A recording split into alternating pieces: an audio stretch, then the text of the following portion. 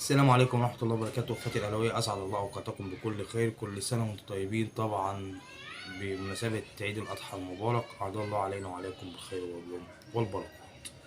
طبعا يا ريت يا ريت يا ريت بطلب طلب من كل واحد كان عمال يشكك في قدرات كولر، وكان عمال يقول كولر ده فاشل والأهلي فاشل ومجلس إدارته فاشلة ولاعيبة مش عارف إيه وي وي وي والكلام اللي أنتوا شايفينه كتير ده. انا دلوقتي بقول لهم ايه رايكم في النادي الاهلي؟ ايه رايكم في كولر؟ ايه رايكم في لعيبه النادي الاهلي؟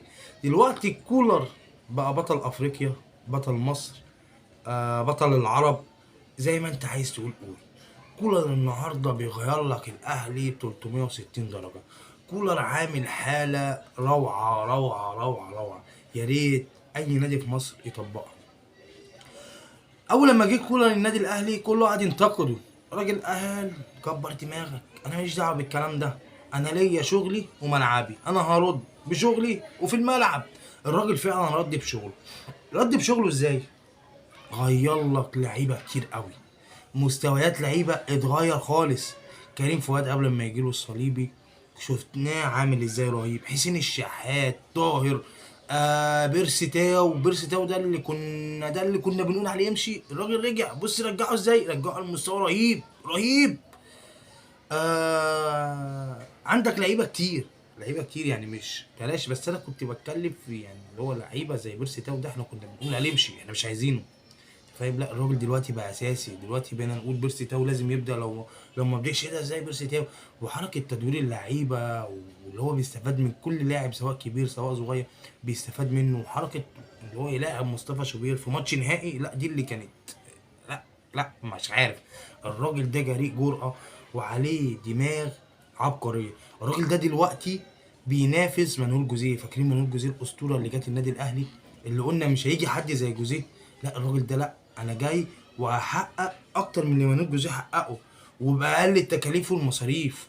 الراجل ده يعني عبقري، وبامانه لازم اداره النادي الاهلي تقف معاه وبقوه اكتر من كده وتحمي الراجل ده وتوفر له اللي هو عايزه. تمام. كولر دلوقتي بقى ملك يعني ايه التلاتات. اي فريق بيقابله بقى يشيل تلاته بالتلاته يا حبيبي، بالتلاته. انت فهمتني؟ يعني مفيش مره في كولر كسب يعني نفتكر اللي هو كسب واحد، لكن على طول واحد التاني التالت. انت فاهم؟ التالت حلو خلاص. انا بقى ايه؟ انا بعمل رقم قياسي ليا اللي انا تهيألي على ما اعتقد الاهلي كسب 13 ماتش بالتلاته يعني. الاهلي مبدع، كولر مبدع مع النادي الاهلي. ده كولر ان اخواتنا البغبغانات اول لما جه النادي الاهلي قعد يقول لك ايه، ماشي الراجل ده، الراجل ده فاشل ملوش سي في ملوش تاريخ. طب ما كان فايلر برضه كان قوي وكان مدرب كويس، كان جاي ملوش سي في برضه. انت فاهم؟ واثبت وعمل شغل مع النادي الاهلي وعمل طفره كبيره مع النادي الاهلي. بس طبعا ظروفه ايا كانت الظروف هو ما كملش مع النادي الاهلي ومشي وسابنا. جه موسيماني كمل المسيره بعديه، حقق طبعا القاب وانجازات صعب ان اي حد يحققها طبعا. كان في الوقت ده وعمل اللي عليه موسيماني، مش هنقدر ننكر اللي هو ما عملش. لا هو عمل وعمل تاريخ، وكفايه اللي هو جايب 2 افريقيا و2 سوبر افريقي، وراح كاس العالم مع النادي الاهلي مرتين. ولا الراجل عمل وخد كاس مصر معانا. فالراجل عمل تاريخ ليه برضه مع النادي الاهلي. جه سويرش طبعا ضيع مننا كل حاجه.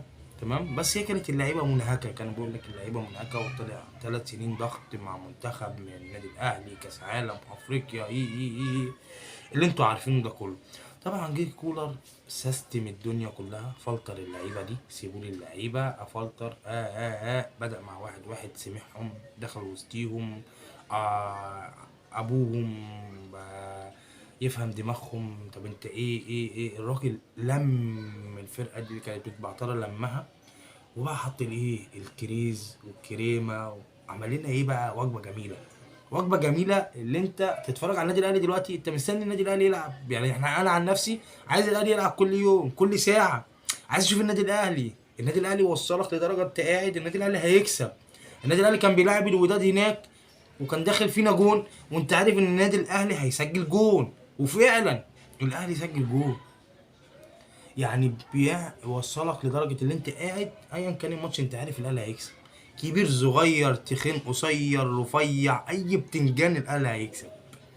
الراجل ده لازم اداره النادي الاهلي تبعد عنه اي حد، واي حد يجيب سيرته لازم حد يطلع يرد على الناس دي، لان الراجل ده فعلا محترم، الراجل ده فعلا مدرب عبقري، الراجل ده فعلا مدرب احنا مش هنعوضه تاني. الراجل ده من ساعه جوزيه ما جالناش حد زي جوزيه تاني، لا الراجل ده هيعدي جوزيه، انا شايف اللي هو هيعدي جوزيه، مع احترامي طبعا لجوزيه، وانا بحب جوزيه وبحب جيل جوزيه وجيل ابو تريكه وبركات وعماد متعب والجمعه وعصام الحضري وشادي محمد واحمد السيد ومعتز اينو وجilberto وفلافيو، كان كتير جيل. بس الراجل ده يعني انت بتتكلم خد 2 سوبر مصري، خد كاس مصر، بطل الدوري هي بيحسمه اهو، وهي عندك افريقيا، يعني الراجل ماشي، لا ماشي بخطوه كويسه جدا، وخد رابع عالم. طبعا احنا المفروض كنا طلعنا التالت، بس انت شايفين اللي كان حصل في الماتش والفرص اللي ضاعت مننا والطرد اللي اتطردوا خالد عبد الفتاح، فكان كان محمد هاني لا خالد عبد الفتاح على ما اعتقد، يعني محمد هاني خالد عبد الفتاح مش متذكر قوي يعني ان تخوني الذاكره. فالنادي الاهلي بيعيش حاله مع الراجل ده، حاله مش طبيعيه.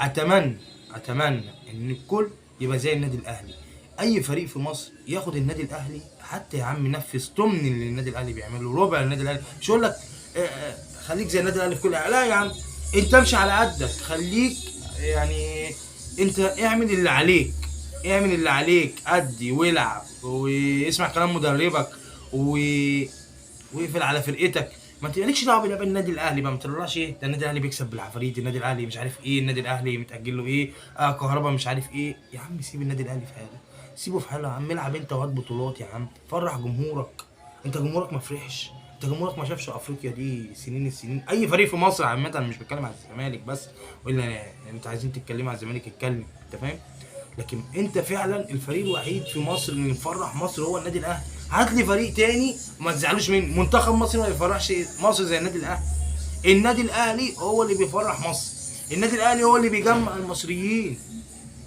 انزلوا كنت تشوفوا نهائي افريقيا، قهاوي وكافيهات ونوادي كانت عاملين ازاي، كومبليت يا جماعه، يا جماعه حرام، يا جماعه النادي الاهلي مؤسسه وكيان صعب تتكرر في مصر تاني، من صغري بعشقه، ايوه دي حقيقه، انا بحب النادي الاهلي وبعشق كيان اسمه النادي الاهلي، واهلاوي انا والفخر ليا.